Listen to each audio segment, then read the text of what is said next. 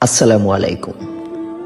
আব্দুল গফফার মামরকানি 1908 সালে জন্মগ্রহণকারী একজন বিশিষ্ট বাংলাদেশি দাওয়াতি ইসলামী ব্যক্তিত্ব, রাজনীতিবিদ এবং হুসাইন আহমেদ মাদানির খলিফা। শিক্ষাজীবন ও আত্মাধিকতা। তিনি 1908 সালে সিলেট জেলার জকিগঞ্জ উপজেলার মামরকানিতে জন্মগ্রহণ করেন। একজন দাওয়াতি ইসলামী পণ্ডিত হিসাবে তিনি আধ্যাত্মিক জীবন ও ইসলামী ব্যক্তিত্বের উজ্জ্বল দৃষ্টান্ত স্থাপন করেন। তিনি মহান ইসলামী ব্যক্তিত্ব হুসাইন আহমদ মাদানির খলিফা ছিলেন। রাজনৈতিক ও সামাজিক অবদান।